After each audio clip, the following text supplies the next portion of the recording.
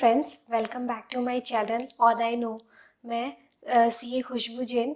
आज हम इस वीडियो में एक नया टॉपिक डिस्कस करेंगे। ये एक नया सेक्शन है जो कि फाइनेंस एक्ट 21 में इंट्रोड्यूस किया गया था और जो इफ़ेक्टिव है 1 जुलाई 2021।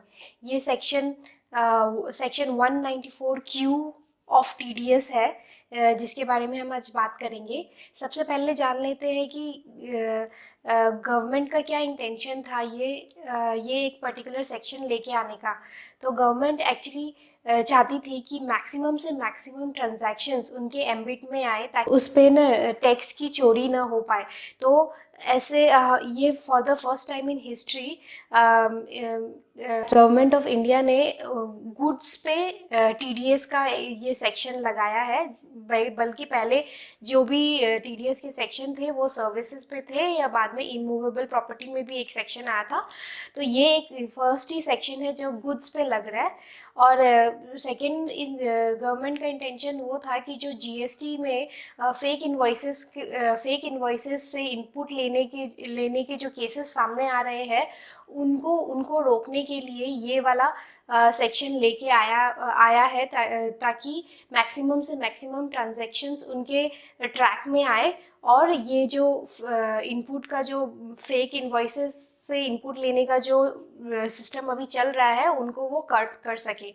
तो चलिए हम लोग इस वीडियो में सबसे पहले देखेंगे कि उस सेक्शन में क्या लिखा है, और उसके बाद हम लोग 194Q को 206C1H जो कि TCS का सेक्शन है जो फाइनेंस एक्ट 2020 में इंट्रोड्यूस किया गया था, ये दोनों सेक्शन एक दूसरा के रेप्लिका है। तो हम इन दोनों को एक साथ पढ़ेंगे और देखेंगे कि क्या कंक्लूजन निकलता है। उसके बाद हम लोग कुछ FAQs डिस्कस करेंगे जो कि हम लोगों को प्रैक्टिकली ये सेक्शन इम्प्लीमेंट करने में यूजफुल होगा। तो चलिए स्टार्ट करते हैं। सबसे पहले हम लोग देखते हैं कि इस सेक्शन में क्या लिखा गया है। तो इस सेक्शन में 5 क्लॉजेस है टोटल। फर्स्ट क्लॉज में है कि ये सेक्शन किस पे चार्जेबल है। तो हम लोग ये बहुत वर्ड बाय वर्ड पढ़ते हैं। इस any person being a buyer who is responsible for paying any sum to any resident. यहाँ पे एक बायर जो रिस्पॉन्सिबल है कि कोई एक पर्टिकुलर सम पेमेंट करने को टू अ रेसिडेंट, ये तभी एप्लीकेबल होगा जब आप पेमेंट रेसिडेंट को कर रहे हैं, क्योंकि नॉन रेसिडेंट के लिए अलग टीडीएस सेक्शंस बने हुए हैं। तो ये एक रेसिडेंट को आप जब एक बायर एक रेसिडेंट को पेमेंट कर रहा है, किस लिए? For purchase of any goods. यहाँ पे ये गुड्स वर्ड आ रहा है।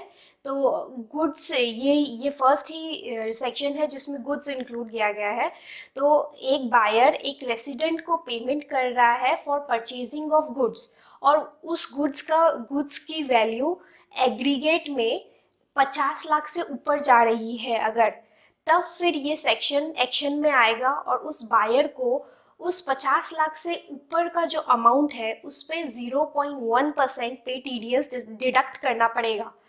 तो यहाँ पे एक्सप्लेनेशन में बायर का मीनिंग बताया है। तो बायर कब लायबल होगा ये टीडीएस डिडक्ट करने के लिए? अगर उस बायर का पिछला साल, मतलब सपोज अगर हम लोग 21-22 की बात कर रहे हैं और 21-22 में एक बायर ने एक पर्टिकुलर पार्टी से 50 लाख से ज़्यादा का गुड्स परचेज किया है, तो वो उसका टीडीएस कब काटेगा? जब उस बायर का उस पिछले साल में total revenue, gross revenue 10 crore से ज़्यादा हुआ, तब ही will be liable to deduct tax TDS in the amount exceeding ₹50 lakhs। तो हम लोग इसको एक बार पढ़ते हैं। यहाँ पे सेक्शन में लिखा हुआ है कि purchase of goods of the value aggregate of such value exceeding ₹50 lakh in any previous year, यहाँ प्रीवियस ईयर हो गया 21-22, shall at the time of credit of such sum to the account of the seller or at the time of payment thereof, any mode whichever is earlier, deduct an amount equal to 0.1% of such sum exceeding ₹50 lakh as income tax।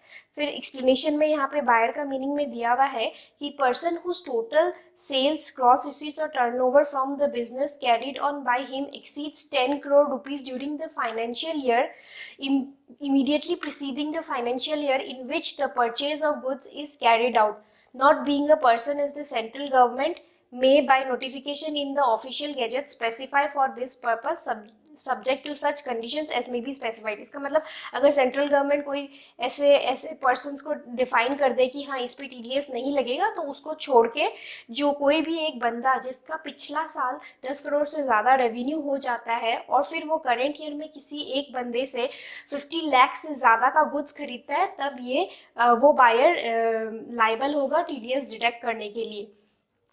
इसके second clause में लिखा हुआ है कि अगर suppose आप ये amount जो भी ये खर्चा है अगर आप कोई सस्पेंस अकाउंट में भी डाल देते हो तभी भी आपकी लाइबिलिटी रहेगी टीडीएस डिडक्ट करने की। और एक बात, ये टीडीएस आप कब डिडक्ट करेंगे, ये आपका पॉइंट ऑफ टैक्सेशन कब आता है, either at the time of credit of the account of the seller or at the time of the payment whichever is earlier. हर टीडीएस सेक्शन में यही लिखा हुआ है कि जब आप सेलर का अकाउंट क्रेडिट कर रहे हो या फिर उसको पेमेंट कर रहे हो विच एवर इज अर्लियर, उस टाइम ये टीडीएस की लाइबिलिटी आपकी बनेगी। तो थर्ड क्लॉज में यहाँ पे लिखा हुआ है कि इफ बोर्ड को सीबीडीटी को ये पावर दिया गया है कि अगर ये सेक्शन को इम्प्लीमेंट करने में कोई भी मुश्किल आती है, डिफ़िकल्टी आती है, तो वो गाइडलाइंस इशू करेंगे उसके लिए। फिर फोर्थ क्लॉज में लिखा हुआ है कि सीबीडीटी जो गाइडलाइंस इशू करेगी वो पार्लियामेंट के दोनों हाउसेस में से अप्रूव किया जाएगा और फिर वो टैक्स पेयर्स और टैक्स ऑफिशियल्स दोनों पे बाइंडिंग हो जाएगा। और फिफ्थ में लिखा हुआ है, ये बहुत इंपॉर्टेंट पॉइंट है कि ये सेक्शन किस पे एप्लीकेबल नहीं होगा। तो ये सेक्शन उन ट्रांजैक्शंस में एप्लीकेबल नहीं होगा जिस ट्रांजैक्शंस में ऑलरेडी कोई दूसरे सेक्शन में टीडीएस कट रहा हो, फर्स्ट। और सेकंड, उन ट्रांजैक्शंस में जिसपे टीसीएस कलेक्ट करने की लायबिलिटी होती है सेलर की। तो यहाँ पे एक और पॉइंट आ जाता है, यहाँ पे एंट्री होती है सेक्शन 206C1H जो कि फाइनेंस एक्ट 2020 में इंट्रोड्यूस किया गया था। खाली इस सेक्शन को छोड़ के बाकी दूसरे किसी भी सेक्शन में अगर टीसीएस कलेक्ट हो रहा है तब ये सेक्शन एप्लीकेबल नहीं होगा। तो अगर हम लोग तो ये थे 5 सबसेक्शंस इस सेक्शन के। अब हम लोग देखते हैं कि जो ये 206C1H को अलग से लिखा गया है और कहा गया है इसको एक्सक्लूड किया गया है, तो अगर हम लोग ये सेक्शन 194Q और ये 206C को एक साथ पढ़ते हैं तो हम लोग क्या कंक्लूड कर सकते हैं। तो यहाँ पे मैं आपको उससे पहले बता देती हूँ, एक ब्रीफ दे देती हूँ 206C1H का सेक्शन क्या है।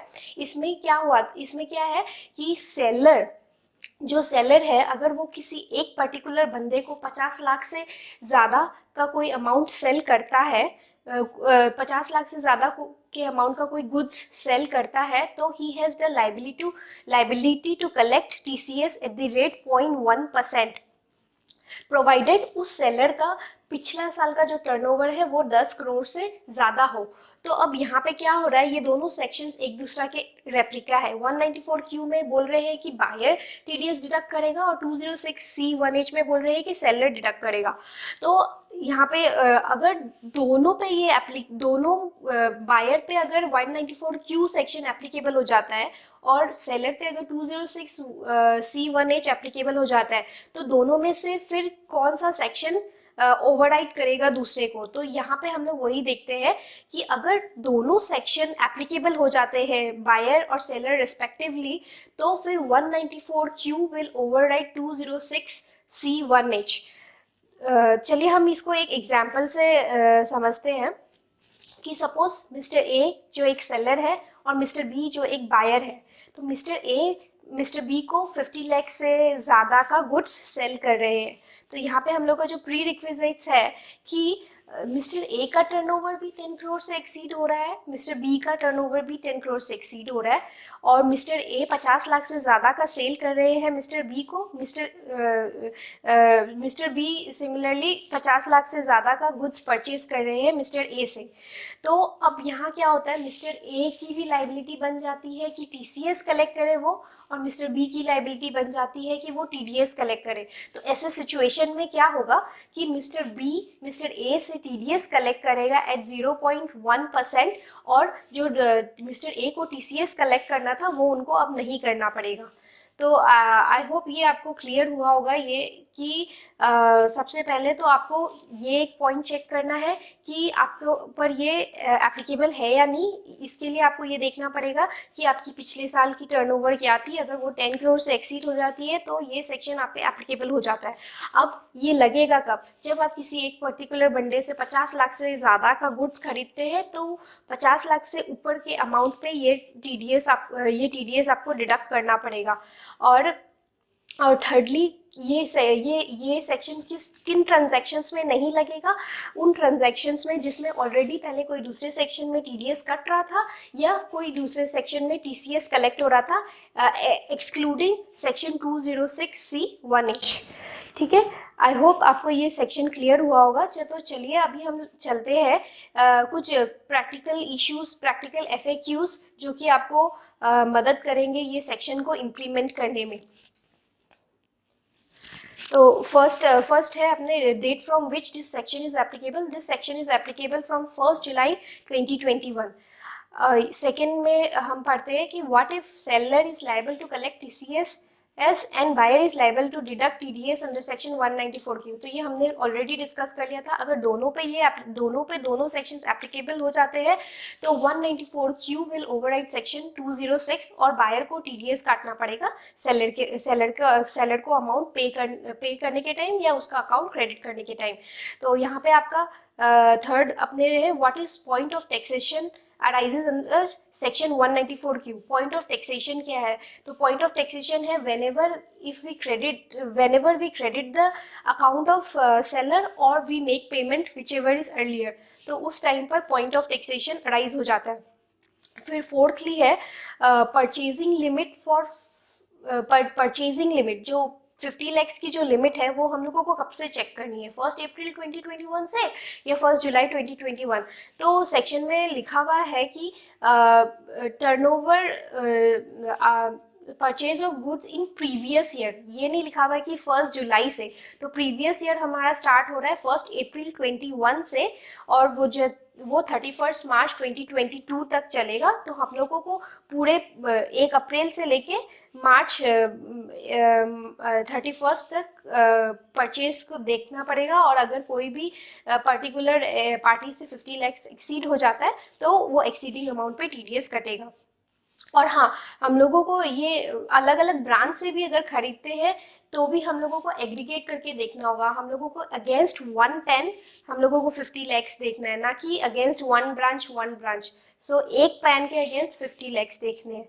ठीक है, अभी हम लोग नेक्स्ट क्वेश्चन है अपना कि if purchase amount exceeds ₹50 lakhs then TDS to be collected on complete amount और अमाउंट एक्सीडिंग 50 लैक्स। तो ये सेक्शन में क्लियरली मेंशन्ड है कि अमाउंट एक्सीडिंग 50 लैक्स पे अपने को TDS डिडक्ट करना है। तो सपोज अगर मैं मिस्टर ए मिस्टर बी से मिस्टर बी से 85 लैक्स का गुड्स खरीद रहे हैं तो फिर TDS किस पे एप्लीकेबल होगा, 85 लैक्स माइनस 50 लैक्स। तो जितना बच जाता है 35 लैक्स उस पे 0.1% करके मिस्टर बी को पेमेंट करते टाइम या क्रेडिट करते टाइम TDS डिडक्ट कर लेंगे। ठीक है, फिर उसके बाद अपना नेक्स्ट क्वेश्चन है कि बायर का टर्नओवर लिमिट ऑफ ₹10 करोड़ हम लोगों को कौन से फाइनेंशियल ईयर में चेक करना है।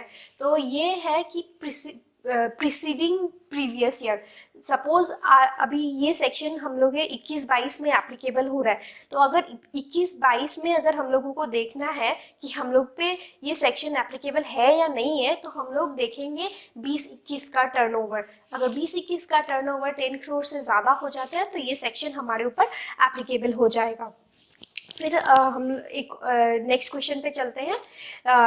टीडीएस हम लोगों को किस वैल्यू पे डिडक्ट करना है, टैक्सेबल वैल्यू पे या इनवॉइस वैल्यू पे। तो पहले के जो भी टीडीएस सेक्शंस जो अभी तक है उसमें सीबीडीटी का एक क्लैरिफिकेशन आया था कि TDS will be deducted on the taxable value अगर इनवॉइस में जीएसटी का अमाउंट सेपरेटली दिया हुआ हो। लेकिन इस सेक्शन के लिए अभी तक कोई क्लैरिफिकेशन नहीं आई है सीबीडीटी की, we must be waiting for this clarification. लेकिन हाँ, जो प्रीवियस क्लैरिफिकेशन है उसको अगर हम लोग लेके चलते हैं तो हम लोग टैक्सेबल वैल्यू पे ही टीडीएस काटेंगे, ठीक है। फिर whether TDS has to be deducted or advance payment made to the seller. तो इसमें हम लोग सेक्शन में लिखा हुआ है कि subject of TDS liabilities sum of purchase of goods and not sum for goods purchased. तो हम लोग जो पैसे जो भी अमाउंट गुड्स को परचेज करने के लिए दे रहे हैं, ना कि ऑलरेडी परचेज गुड्स का payment. So the later expression would mean payment for completed purchase of goods where purchases is completed by delivery of goods by the seller. Advance payment is clearly sum for purchase of goods as purpose of payment is to purchase goods and adjust the advance against amount payable for such purchase. Therefore advance for payment of goods will also attract TDS. अगर हम लोग कोई goods को purchase करने के लिए seller को advance दे रहे हैं तो उस एडवांस पे भी TDS कटेगा, कंसिडरिंग कि payment is before, as we know देखिए पॉइंट ऑफ टैक्सेशन है पेमेंट या फिर सेलर का अकाउंट क्रेडिट करना, विच एवर इज अर्लियर, और यहाँ पे हम लोग पहले पेमेंट कर रहे हैं तो at that point of time TDS will be attracted. फिर नेक्स्ट क्वेश्चन अपने देखते हैं, is the section 194Q applicable to the purchase of capital goods. तो यहाँ पे सेक्शन में लिखा हुआ है गुड्स, ये कोई यहाँ पे कुछ स्पेसिफिक ऐसा कुछ नहीं है कि कैपिटल गुड्स या रेवेन्यू गुड्स। तो हर टाइप कैपिटल गुड्स हो या रेवेन्यू गुड्स हो, जो भी गुड्स परचेज हो रहा है उस पर हम लोगों को TDS की लाइबिलिटी बनती है, ठीक है। तो due date of payment of TDS तो आपको पता ही है, नेक्स्ट मतलब 7th of the following month. And इस सेक्शन में भी आपको पेमेंट उसी डेट में करनी है। और इस सेक्शन का रिटर्न जैसे कि अभी हम लोग 26Q लगा रहे हैं, उसी सेक्शन में ये उसी फॉर्म में ये सेक्शन भी इनकॉर्पोरेट हो जाएगा। तो दोस्तों मैंने ये कुछ इम्पॉर्टेंट और प्रैक्टिकल इश्यूज मैंने यहाँ पे कवर किए हैं, कुछ क्वेश्चंस। और अगर आपको ऐसा लगे कि कुछ और भी आपके कुछ डाउट्स है या कुछ और क्वेश्चंस आपको पूछने हैं तो आप कमेंट सेक्शन में आप मुझसे पूछ सकते हैं। आई होप ये सेक्शन आपको क्लियर हुआ होगा। आप प्लीज़ कमेंट सेक्शन में मेरे को लिख के बताइए कि आपको ये एक्सप्लेनेशन कैसा लगा, और अगर आपको कोई भी डाउट्स है तो आप मुझे ज़रूर लिख के बताइए। Thank you so much.